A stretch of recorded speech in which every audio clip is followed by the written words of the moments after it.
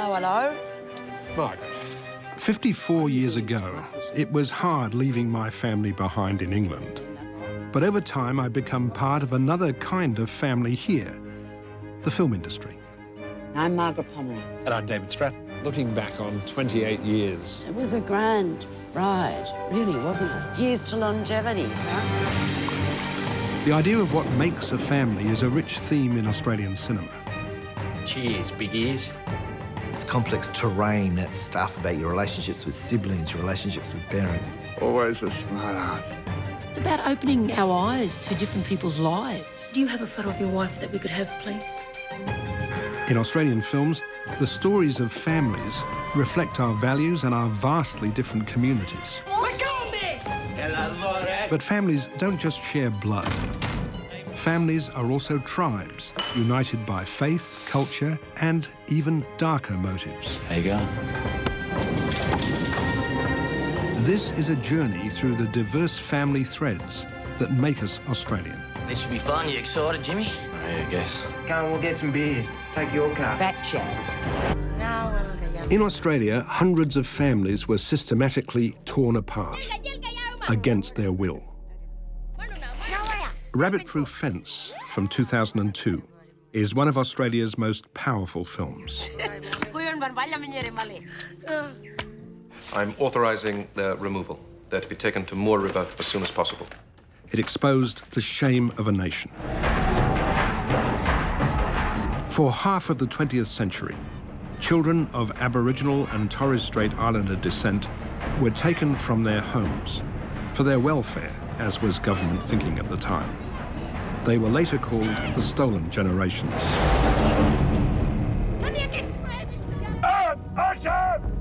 Director Philip Noyce had a Hollywood career with films like Patriot Games, The Saint, and Clear and Present Danger. But after reading a screenplay based on Doris Pilkington's novel Follow the Rabbit-Proof Fence, Noyce was determined to return to Australia and tell this story. If you think about where Phil came from in the beginning, university rebel and so on, and marching for Indigenous rights, he was so passionate about the stolen children.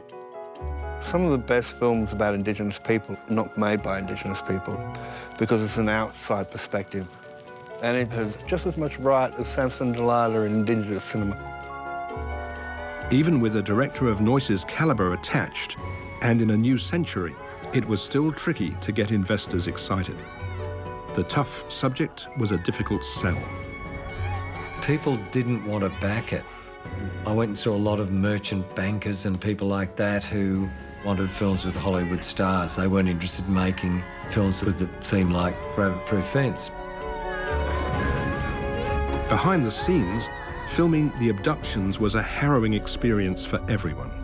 Cut!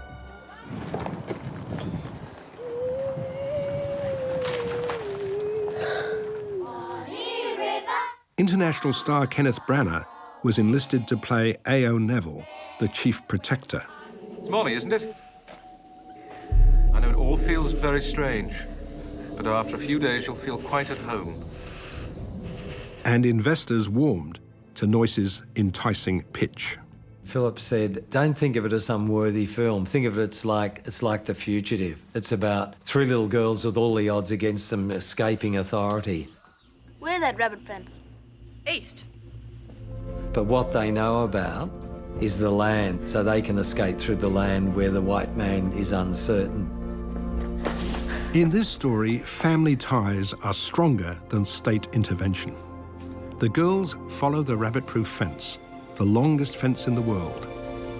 An incredible journey of 2,000 kilometres, led by Molly, played by 14-year-old Evelyn Sampey. To hunt them down, the government employs an Aboriginal tracker, superbly played by David Gulpilil. This is Evelyn, who's playing Molly, the eldest. Evelyn was about the same age as David when he first appeared in the 1971 film Walkabout. Like David, her role was a big one and a milestone in Indigenous representation. Oh, good one, man. my legs, they hurt, I can't walk. The Australian desert is one of the harshest environments I've ever experienced.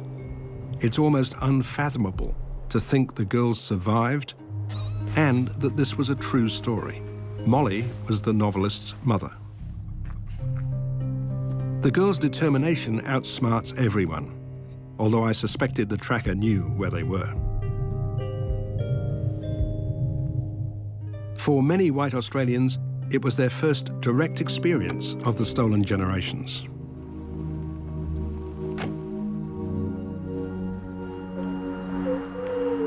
The children, I mean, the performances of the kids were just so heartbreaking. And it just showed a different side of Australian history.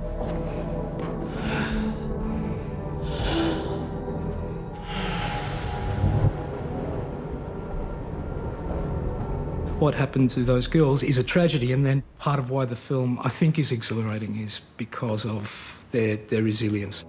Pretty clever, that girl.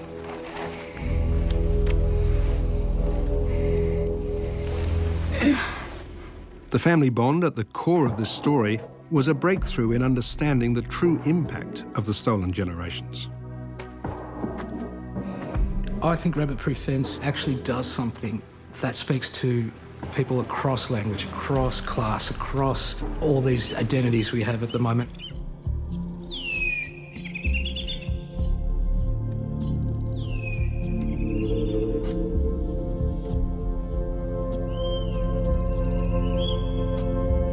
I love Rabbit Proof Fence.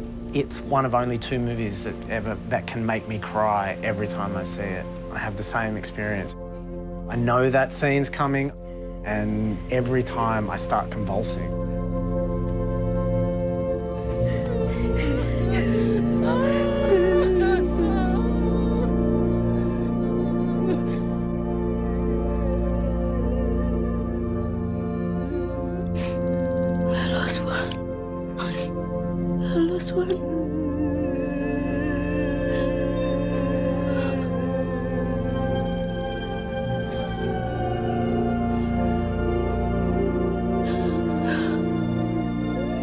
It got a story out there that needed to be told.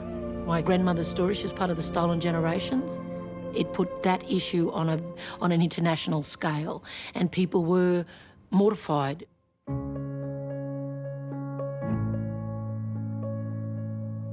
Film is only ever going to be a film, but sometimes it can be a rallying point, a debating point, and I think that's when a film has additional cultural significance.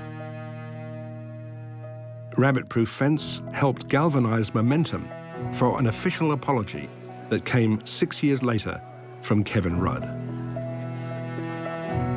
For the pain, suffering and hurt of these stolen generations, their descendants and for their families left behind, we say sorry.